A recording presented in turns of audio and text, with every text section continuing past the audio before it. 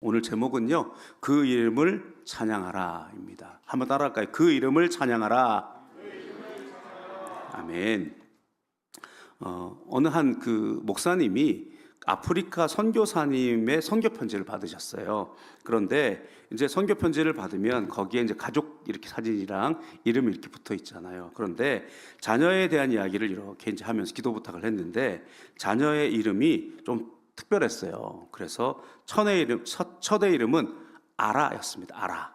둘째 이름은 세라였습니다. 그리고 셋째 이름은 치오였습니다. 그러니까 아프리카 나미비아에 선교하시는 분이시니까 이 편지를 받은 목사님이 그렇게 생각했습니다. 아라, 세라, 치오. 이거 아프리카 이름인가 보다. 그러면서 이제 한국에 선교를 오셨을 때 선교사님들이 이름을 이렇게 막 바꾸신 분들이 많거든요. 그래서 평양신학교 숭이여자고등학교 설립하셨던 세뮤얼 모펫이라는 선교사님은 마포 3열 이렇게 이름을 바꿔서 쓰셨어요. 그리고 이제 독일 출신인데 여선교사님이신데 엘리자베스 요한다 쉐핑이라는 분이 계시는데 그분은 평온하고 천천히 이런 말의 뜻으로 서평이라는 말로 이름을 바꿔서 쓰셨습니다. 그래서 우리 선교사님도 자녀들의 이름을 그렇게 지었나 보다 했다가 피식 웃었어요. 왜 웃었냐면 그 선교사님의 이름이랑 자녀들의 이름을 붙여서 읽어보니 다른 뜻이었어요. 무슨 뜻이었냐? 선교사님 성이 조씨였습니다. 그러니까 어떻게 되냐면 조아라, 조세라, 조치오 이렇게 된 거예요. 저만 웃기는구나. 네. 웃어주시면 좋습니다. 네. 그러니까 이제 물론 이제 아마 그런 의미도 있을 것 같아요. 이게 우리가 이중적으로 이름을 쓰니까. 근데 아라, 세라, 치오 이러니까 완전히 아프리카 말인가 했는데 사실은 조아라, 조치오, 조세라 뭐 이런 이야기였던 것입니다. 어쨌든 이름이라고 하는 것은요 굉장히 중요합니다. 그런데 우리가 오늘 제목이 뭐냐면 그 이름을 찬양하라잖아요. 그러니까 하나님의 이름을 우상화시키라는 것이 아니고요, 여기에 그 이름의 의미가 있습니다. 이름은 하나님 우리 가운데 직접 가르쳐 주신 이름이 있고요, 그리고 우리가 하나님을 경험하면서 붙인 이름이 있습니다. 그러니까 무슨 뜻이냐면 모세가 하나님 앞에 처음 소명을 받을 때 여쭈었거든요. 하나님, 내가 어디로 애굽으로 갈 텐데 하나님께서 누가 나를 보냈느냐라고 사람들이 묻는다면 하나님의 이름을 뭐라고 말할까요? 이렇게 물었단 말이에요. 그러니까 하나님의 이름을 가르쳐 주세요, 이런 거예요. 근데 이름을 짓는다라고 하는 것은 하나님 태초에 우리를 창조하시고 사람에게 주신 어떤 그런 특성이기도 합니다. 그러니까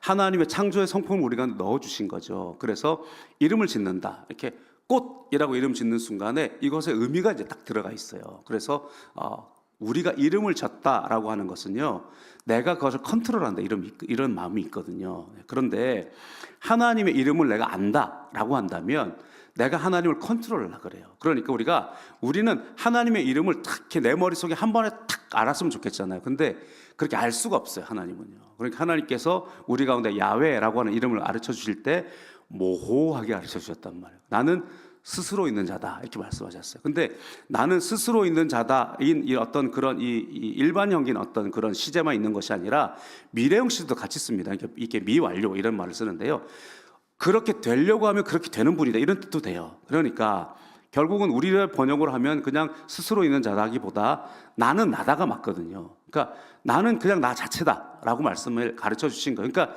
알 수가 없는 모호한 말씀으로 가르쳐 주신 것입니다. 그런데 그러면 우리가 이제 하나님의 이름으로 알고 있는 이름들이 뭐가 있냐면 야훼 샬롬 뭐 이런 거 있잖아요. 야훼 이레 이런 거 있습니다. 이것은 뭐냐면 하나님이 가르쳐 주시는 이름이 아니고요, 사람들이 하나님을 경험하고 하나님을 만나고 난 다음에 제단을 쌓고 제단의 이름을 붙인 겁니다. 그러니까 우리가 알고 있는 것처럼 아브라함이 이삭을 바치고 난 다음에 아브라함에게 아들 이삭도 물어보고 종들도 물어봤어요. 그죠? 그러니까 재물은 어디 있습니까? 했을 때 하나님께서 친히 준비하실 것이다 이렇게 고백했단 말이에요. 그런데 정말로 이삭을 바치고 봤더니 하나님이 수풀에 걸려있는 어린 양을 친히 예비하셨다는 거죠. 그래서 그 제단의 이름을 야훼 이레 이렇게 붙인 거예요. 그러니까 이것은 하나님이 알려주신 거죠. 물론 우리가 경험을 아는 거니까, 계시해 주신 거니까. 그러나 그 이름은 우리의 고백으로 된 거예요. 그리고 야훼 샬롬 이런 말은 뭐냐면 이 하나님을 만났지만, 기드온이 하나님 만났지만 죽지 않았어요. 그 당시에는 거룩한 하나님을 만나면 죄인인 우리는 죽는다 그렇게 여겼거든요. 그런데 죽지 않게 됐어요. 그러면서 야훼 샬롬 이렇게 붙인 거예요. 그래서 하나님 우리의 평강입니다 이렇게 말하는 거.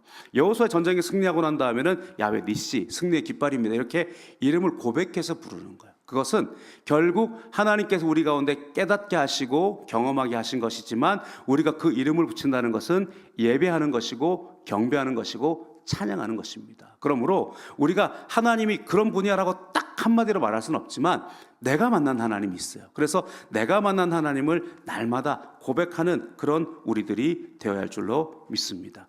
성경의 무수한 인명들, 지명들도 다 그런 것들이에요. 그래서 하나님 이름을 붙이고 뭐 브니엘, 마하나임, 베델, 기타 등등 뭐 이름들을 다 그렇게 붙이게 됩니다. 오늘 우리들이 그렇게 하나님을 고백할 수 있었으면 좋겠습니다. 우리가 지식으로 알고 있는 하나님 아니고, 그러니까 우리가 공부로 막 이건 무슨 뜻이야, 야훼 이레, 야훼 라파, 야훼 치드겐 이렇게 외우는 것이 아니라 그 하나님이 정말 그런 하나님이시구나 고백할 수 있는 우리들 되었으면 좋겠습니다. 오늘 시편 기자는요 다윗으로 우리가 주장할 수 있습니다만은 다윗이 그렇게 고백한 거예요. 야훼 우리 주여, 주의 이름이 온 땅에 어찌 그리 아름다운지요. 온 땅에 어찌 그리 아름다운지요. 그렇게 다윗이 고백하고 있습니다. 이 찬양의 근거가 두 가지가 이제 고백이 되고 있는데요. 시편은 시입니다. 그죠? 시는 우리가 무엇을 먼저 이렇게 찾아야 되냐면 삶의 자리라고 하는 걸 찾아야 돼요. 그래서 이 시편의 기자가 무엇을 고백하고 있는가, 이 시편의 기자가 어떤 상황에서 고백하고 있을까, 이런 것들을 상상하면서 우리가 함께 살펴보아야만 합니다. 첫 번째, 이 시편 기자가 고백하고 있는 야훼 우리 주여 온 땅이 어찌 그리 아름다운고 하는 고백의 첫 번째는요, 하나님이 지으신 피조물이 하나님의 영광을 나타내고 있다라고 하는 것을 고백하고 있는 것입니다. 1절부터 3절 우리 다시 한번 읽어보겠습니다. 야훼 우리 주여, 주의 이름이 온 땅에 어찌 그리 아름다운지요. 주의 영광이 하늘을 덮었나이다. 주의 대적으로 말미암아 어린아이들과 젖먹이들의 입으로 권능을 세우시며 이는 원수들과 보복자들을 잠잠하게 하려 하심이니이다. 주의 손가락으로 만드신 주의 하늘과 주께서 베풀어 두신 달과 별들을 내가 보오니. 아멘. 일단 우리가 그 배경의 것들은 뒤로 하고요. 제일 먼저 우리가 표면적으로 드러나 있는 이 자리는 어디냐면 하늘의 별과 달들을 보고 있는 거예요. 밤이죠, 그러니까. 그래서 하늘의 달과 별을 이렇게 보고 있는 거예요. 그러다가 만물의 이치가 막 깨달아지는 거예요. 하나님께서 만드셨다. 그리고 이 하늘과 땅이 얼마나 멋지고 아름다운가. 그리고 사람을 향한 하나님의 생각은 얼마나 그렇게 깊고 세밀한가. 이런 것들이 막 깨달아진 거예요. 여기서 우리가 한번 생각해 보기를 원하는 것은요, 이제 삶의 자리에 우리가 상상을 해보는 거잖아요. 그럼 다윗이 언제 이 하늘을 바라보면서 이 고백을 했을까? 한번 상상을 해봅시다. 우리가 한번 감정이입을 해가지고 나라면 언제 저 하늘과 별과 이 모든 것 달들이 그렇게 아름다워 보이며 하나님이 보였을까? 두 가지 한번 예시를 드려보면 1번 다윗이 광야에서 있을 때, 고난 중에 있을 때. 2번 모든 게 다 끝나고 성중에서 바라봤을 때. 어디가 더 가까울 것 같은가요? 답은 모릅니다.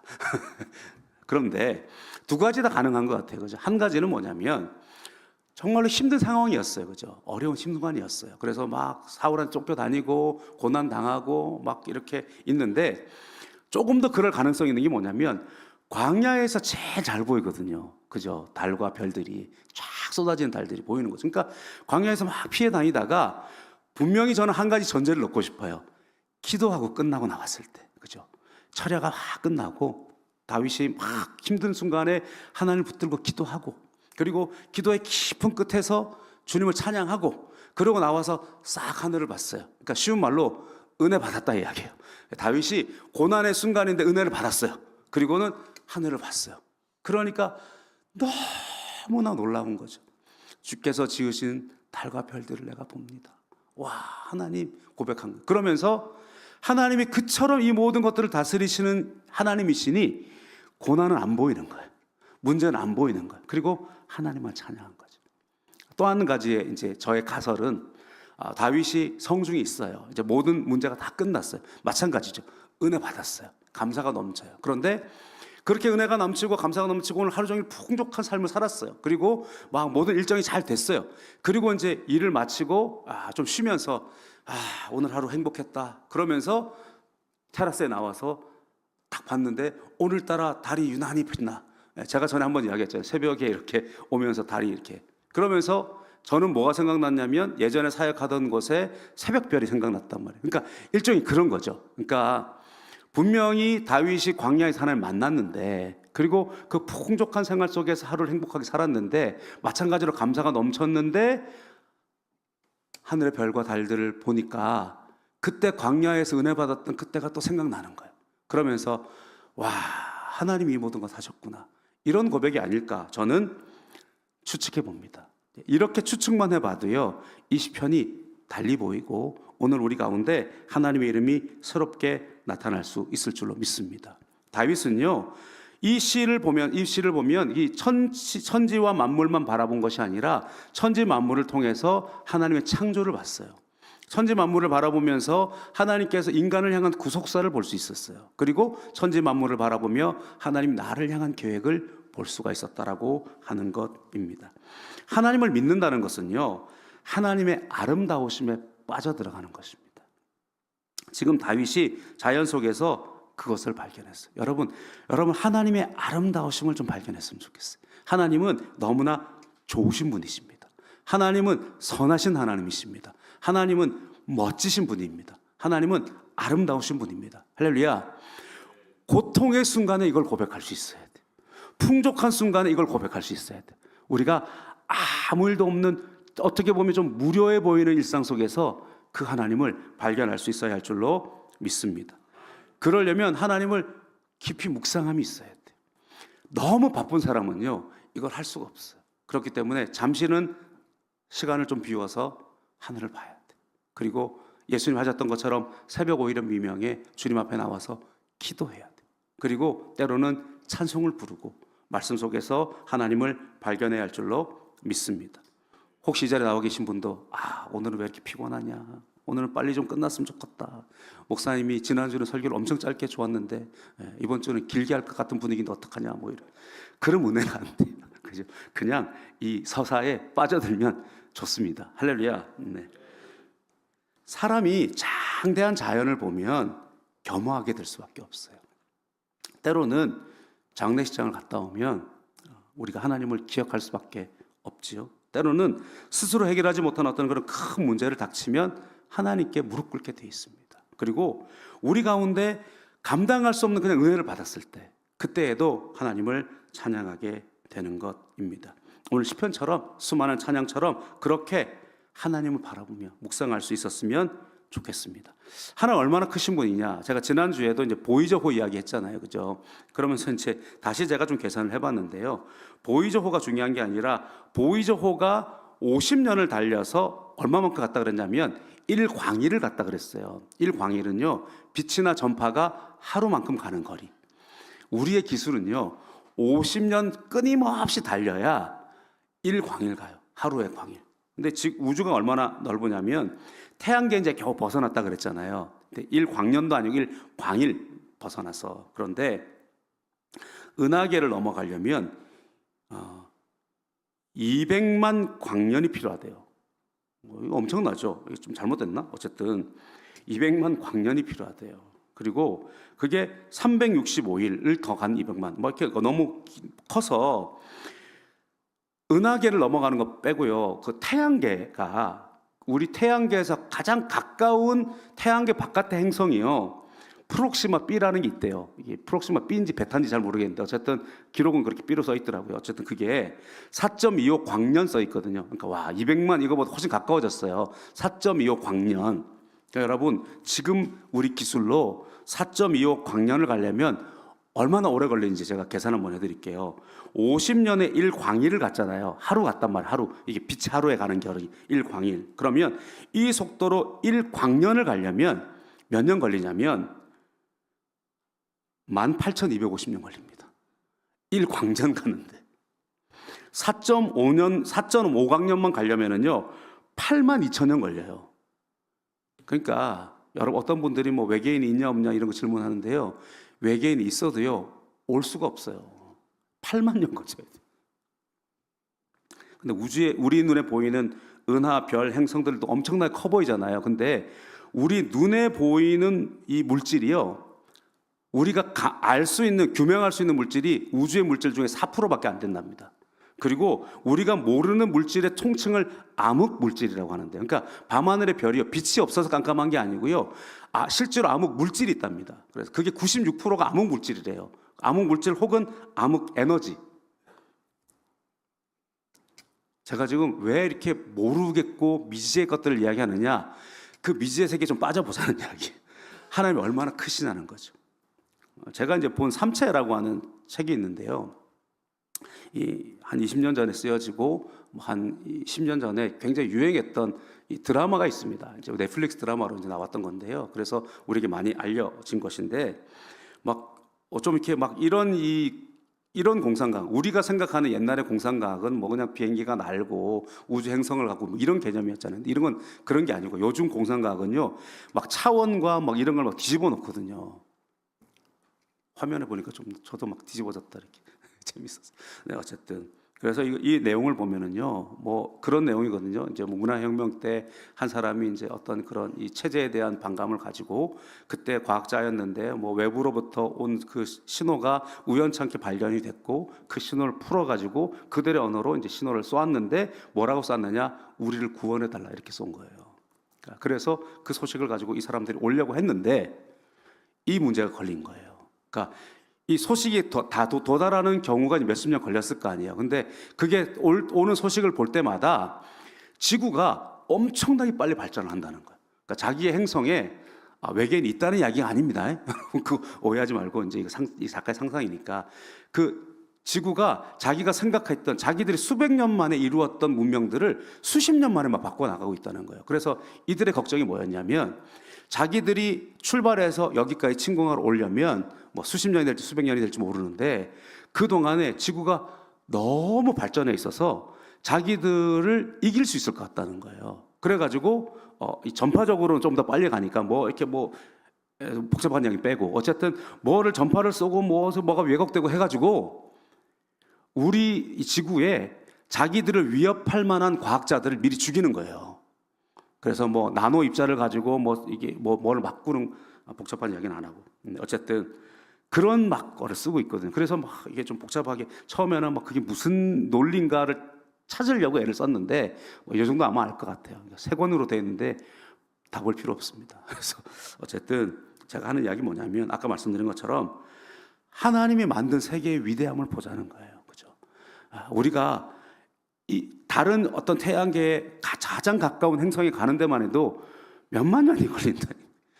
그 정도로 하나님, 크신 하나님이세요. 우리가 규명하지 못하는 물질, 규명하는 물질이 4%밖에 안 된다니까. 그런데 우리가 무엇가 대단하다고, 우리가 무언가를 막 정복한 것처럼 그렇게 말하고 있느냐라고 하는 것입니다. 하나님, 우리 가운데 과학이 얼마나 미미한 성과물인지를 알아야 돼요. 그런데 우리는 조금 알았다고, 조금 봤다고, 조금 규명했다고 다 컨트롤할 수 있는 것처럼 생각합니다. 우리는 때로는 그 하나님의 그 거시적인 그 크심의 길을 이루어야 돼요. 그리고 하나님을 찬송해야 됩니다. 그 하나님께서 이루신 모든 것들을 바라보면서 고백하는 우리들 되어야 할 것입니다. 다윗이 고백한 건 뭐냐면요, 그렇게 크신 하나님이란 거예요. 그렇게 크신 하나님께서 모든 만물을 아주 세밀하게 다스리고 계신다는 거예요. 그 하나님의 신묘막측함이, 그 하나님의 세밀한 사랑이 우리 가운데 함께 한다는 거예요. 그러니 그 하나님이 내 편이 되시면, 그 하나님이 나와 함께 하시면 이루지 못할 일이 없다는 겁니다. 뿐만 아니라 하나님 만들어 놓은 모든 세상의 구석구석에 하나님의 영광이 미치지 않은 곳이 없다라고 하는 거예요. 그는 탄성을 바라고 있는 것입니다. 나뭇잎파리 하나, 잔디 위에 솟아오른 잡초 하나, 호수에 날아가는 모든 새들, 쏟아지는 빗줄기 하나까지 하나님의 이름이 미치지 않는 것이 없다라고 하는 것을 고백하고 있는 것입니다. 만물에 새겨져 있는 주님의 이름이 있습니다. 그 하나님의 이름을 찬양하는 우리들 되어야 할 줄로 믿습니다. 두 번째로 우리가 봐야 하는 것은요, 그 큰 하나님이 크신 것으로 끝나면 안 되잖아요. 인간을 향한 하나님의 사랑이 하나님의 영광을 나타내고 있다는 것을 고백하고 있습니다. 4절 8절 우리 다시 한번 읽어보겠습니다. 사람이 무엇이기에 주께서 그를 생각하시며 인자가 무엇이기에 주께서 그를 돌보시나이까. 그를 하나님보다 조금 못하게 하시고 영화와 존귀로 관을 씌우셨나이다. 주의 손으로 만드신 것을 다스리게 하시고 만물을 그의 발 아래 두셨으니 곧 모든 소와 양과 들짐승이며 공중의 새와 바다의 물고기와 바닷길에 다니는 것이니이다. 아멘. 우리가 생각하다가 길을 잃을 수밖에 없는 하나님을 생각하는데 그 하나님 우리가 증명할 수 없으니까. 그런데 하나님께서 만들어주신 우리에게 허락하신 법칙들, 그리고 이 사람이라고 하는 존재, 우리들에게 주시는 이 놀라운 특권들이 얼마나 아름다운가를 보게 된 거예요.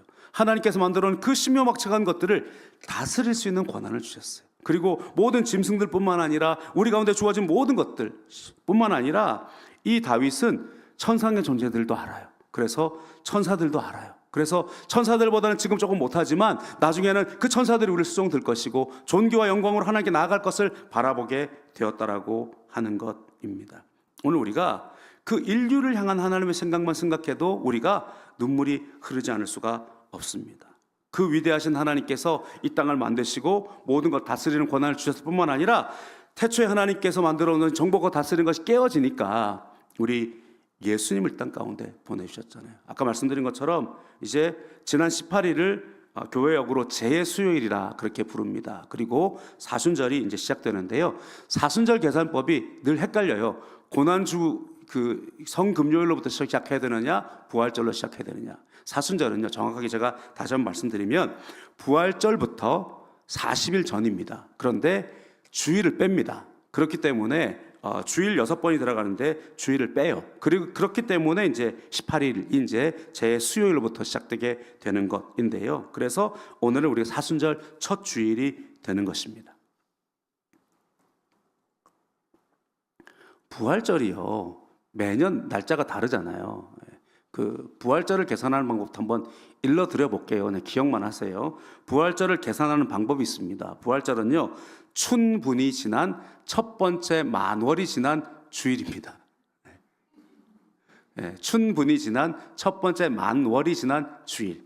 여기에 뭐가 있냐면 지난주에도 제가 잠깐 언급했는데요. 춘분은 양력이에요. 그리고 만월은 음력이에요. 그래서 춘분이 지난 첫 번째 만월이 지난 주일이 이제 부활절이에요. 그래서 이제 올해는 조금 빨라요. 그래서 4월 첫째 주가 이제 부활절이 되는데요. 그게 왜 그러냐면 이스라엘도 양력과 음력을 쓰고요, 종교력과 민간력을 씁니다. 그래서 그 절기를 맞춰서 우리가 계산하는 거죠. 다른 절기는 그냥 우리가 양력을 딱 정해놨는데 이 부활절은 그 절기에 맞춰서 날짜가 조금씩 다른 거죠. 그래서 올해 구정은 우리 2월 달에 있었지만 작년엔 1월에 있었거든요. 기억하실지 모르지만 그렇게 달라지는 것과 같다, 이렇게 생각할 수 있습니다. 어쨌든 우리 예수님께서 이 땅 가운데 인류를 구원하러 오신 것만도 너무나 벅찬 감사이죠. 그런데 그 놀라운 부활이 나와 같은 자에게 알려졌다는 것이 은혜입니다. 여러분, 내가 뭐 3대 때부터 4대 때부터 모태신앙이든 혹은 내가 처음 예수를 믿었던 그게 중요한 것이 아니고요, 우리가 나를 찾아와 주신 예수님이 계신단 말이에요. 그리고 나로 말미암아 그 십자가 앞에서 감격하고 그 부활이 믿어지고 내가 영생을 바라보고 영생을 생각할 수 있는 우리들이 된 것이 중요하다는 거예요. 그 하나님이 내가 무엇이길래 나를 구원하셨습니까? 뿐만 아니라 특별히 오늘 일부 예배 나오신 여러분들은 특별히 하나님께서 충성되게 여기셔서 직분 맡긴 자들이 대부분 아닙니까? 내가 무엇이기에 오늘 주님 앞에 나와 있을 수 있단 말입니까? 오늘 사도 바울이 그런 고백을 고린도전서에 했습니다. 우리 바울의 고백으로 우리의 고백을 한번 대신해 볼까 하는데요. 고린도전서 15장 3절에 10절입니다. 같이 한번 읽어볼까요? 내가 받은 것을 먼저 너희에게 전하였노니 이는 성경대로 그리스도께서 우리 죄를 위하여 죽으시고 장사 지낸 바 되셨다가 성경대로 사흘 만에 다시 살아나사 게바에 보이시고 후에 12 제자에게와 그 후에 500여 형제에게 일시에 보이셨나니 그 중에 지금까지 대다수는 살아있고 어떤 사람은 잠들었으며 그 후에 야고보에게 보이셨으며 그 후에 모든 사도에게와 맨 나중에 만삭되지 못하여 난 자와 같은 내게도 보이셨느니라. 나는 사도 중에 가장 작은 자라 나는 하나님의 교회를 박해하였으므로 사도라 칭함받기를 감당하지 못할 자니라. 그러나 내가 나 된 것은 하나님의 은혜로 된 것이니 내게 주신 그의 은혜가 헛되지 아니하여 내가 모든 사도보다 더 많이 수고하였으나 내가 한 것이 아니요 오직 나와 함께 하신 하나님의 은혜로다. 아멘. 우리 가운데 예수님 보내주신 것만도 너무나 감사하고, 그리고 그 제자들에게 일일이 보이신 것만도 감사한데, 만삭되어 나지 못한 나와 같은 자에게도 그 부활의 주님이 나를 만나주셨다. 뿐만 아니라 나는 교회를 박해하던 사람이었는데 나와 같은 자를 건져주시고, 나에게 사도라 칭함받기를 감당하지 못한 나에게 그런 직분을 맡겨주시고, 내가 다른 사도들보다 수고는 더 많이 했다. 그러나 이것을 자랑할 것이 아니라 다 은혜다. 그렇게 고백하고 있는 것입니다. 여러분, 은혜를 받으면 먼지도 아름답습니다. 은혜를 받으면 길가에 피어난 들꽃이 사랑스럽습니다. 그런데 은혜가 없으면 모든 것들이 다 짜증이 납니다. 그러나 오늘 그 은혜의 빛이 비치면 우리 가운데 모든 것에 감사가 있을 줄로 믿습니다. 그러므로 이 다윗은 마지막에 똑같이 놀라우신 하나님을 찬양하라 그렇게 선포하고 있습니다. 우리 9절입니다. 같이 읽겠습니다. 야훼 우리 주여, 주의 이름이 온 땅에 어찌 그리 아름다운지요. 고백합니다.